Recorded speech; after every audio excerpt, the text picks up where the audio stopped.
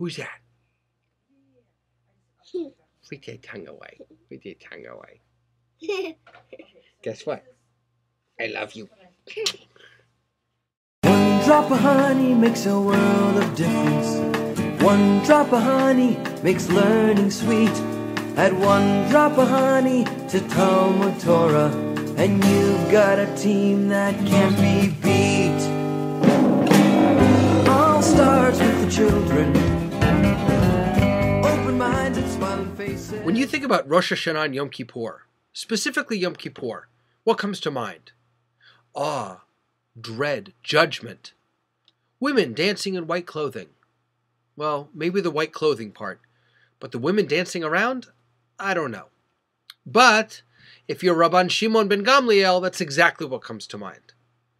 Because he teaches us in the Mishnah, he says to us that there are no days that were happier in all of Israel than Yom Kippur, surprise, surprise, it's not a depressing day, and Tu B'Av, the 15th day of the month of Av.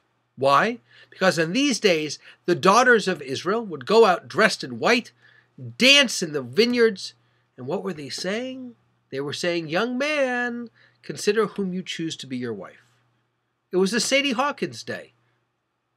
Tu B'Av is coming up this coming week. It's sort of depressing to me that we actually have a day that reminds us to tell people that we love them. But all too often, we forget to say those very simple words.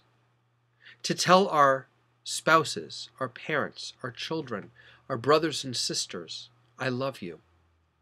I know that for many people, those words become so important when they're facing the impending death of a loved one, or when someone is in tremendous pain, we tell them we love them, or perhaps when they've done something for us, and as a way of thank you, we say, I love you.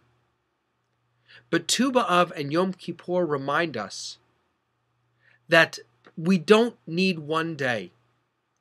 We shouldn't wait for something to happen for us to respond with, I love you.